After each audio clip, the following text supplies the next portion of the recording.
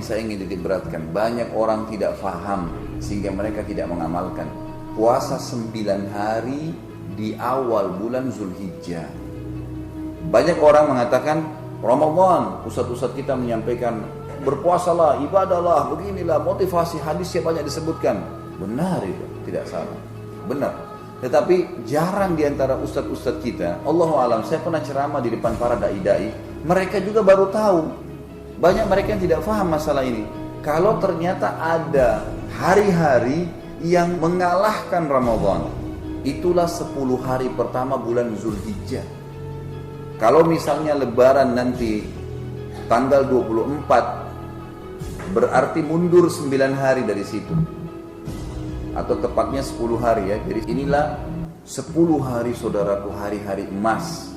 Bahkan para ulama mengatakan, ini sebagian, tidak semua tentunya, ini pendapat, dan saya cenderung dengan pendapat ini secara pribadi, yang mengatakan bahwasanya 10 hari pertama bulan Zulhijjah lebih afdal daripada 10 terakhir Ramadan. Bayangkan kalimat ini luar biasa. Kok bisa?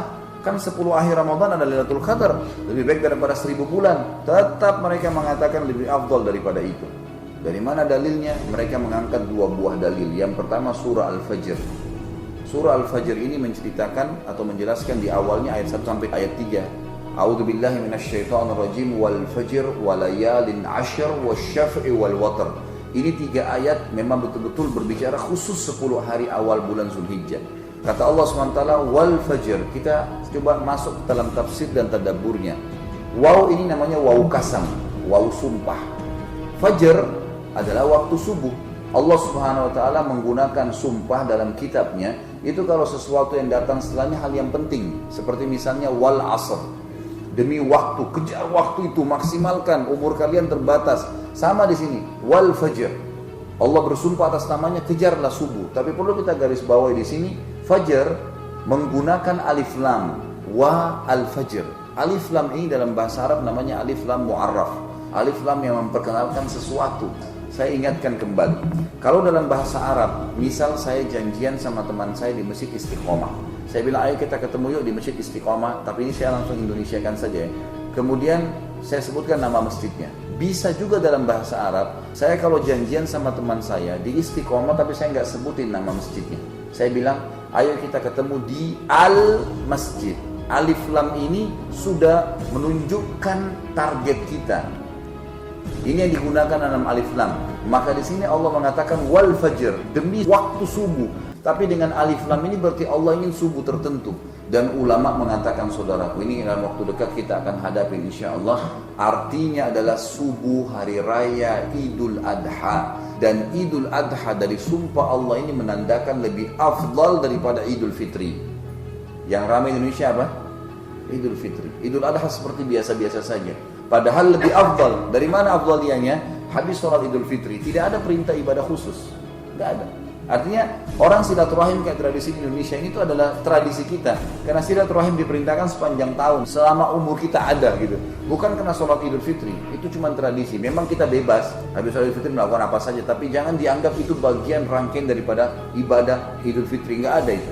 Artinya habis sholat Idul Fitri bebas. Tapi habis sholat Idul Adha ada ibadah kurban.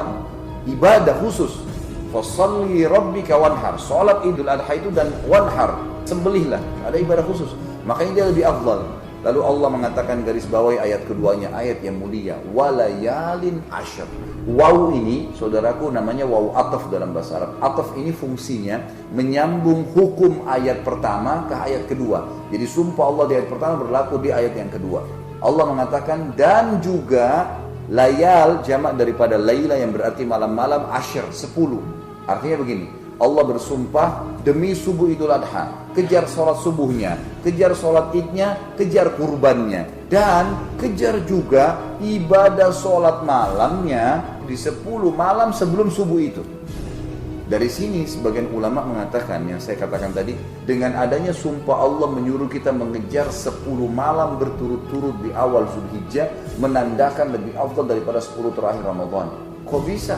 Tetap aja pertanyaan 10 akhir Ramadan ada Lailatul Qadar. Baik, kita coba tangkap dalilnya. 10 akhir Ramadan ada Lailatul Qadar. Lailatul Qadar orang kalau beribadah lebih baik daripada 1000 bulan.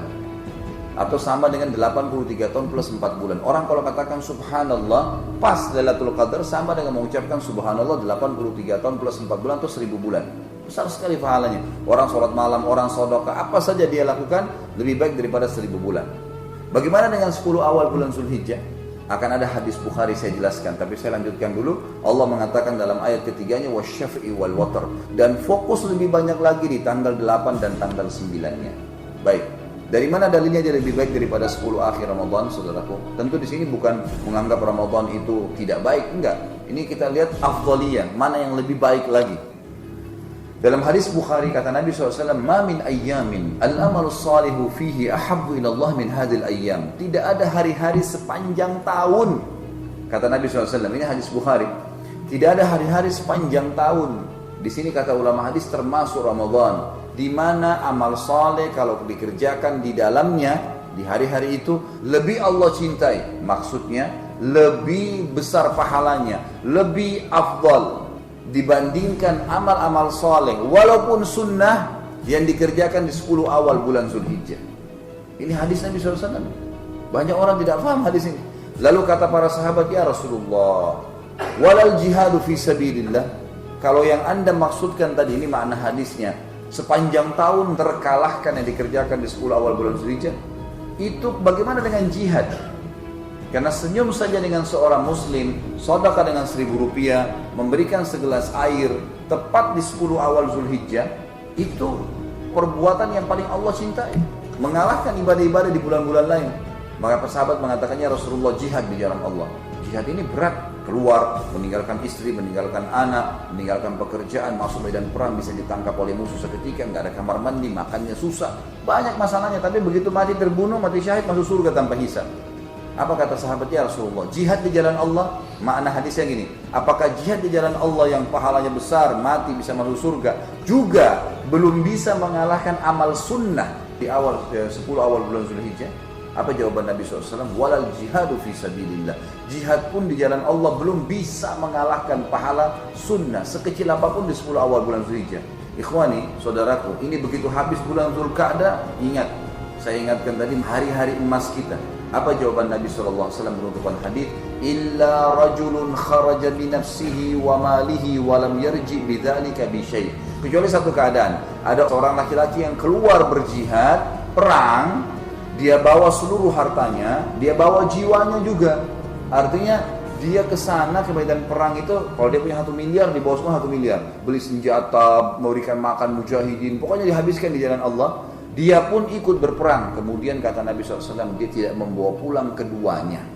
Habis hartanya disedekahkan semua, dia pun mati syahid, baru sama pahalanya dengan amalan sunnah yang dikerjakan sekitar apapun di 10 awal bulan Zulhijjah. Para ulama mengatakan, yang mengatakan lebih awal daripada 10 akhir Ramadan begini.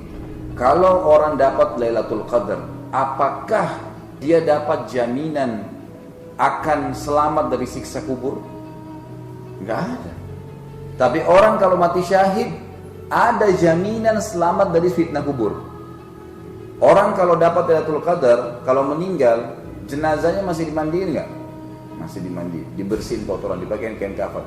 Orang mati syahid itu sudah nggak dimandiin dengan baju itu, langsung masuk ke kuburan. Orang yang dapat Lailatul Qadar tetap masih kena fitnah kubur, masih ditanya oleh malaikat, siapa Tuhanmu, siapa nabimu, dan seterusnya. Orang mati syahid, kata Nabi SAW, selamat dari fitnah kubur, nggak ada pertanyaan malaikat lagi, sudah selesai.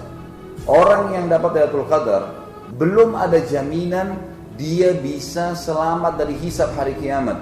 Belum ada jaminan, masih bisa ditimbang amalnya, baik atau buruk, masih bisa masuk neraka walaupun dapat Lailatul Qadar. Tapi orang mati syahid dijamin, nggak ada lagi hisab, nggak ada timbangan amal, diampuni semua dosanya. Orang yang dapat Lailatul Qadar tetap belum ada jaminan bisa memberikan syafaat pertolongan keluarganya. Orang mati syahid bisa memberikan syafaat keluarganya, 70 orang.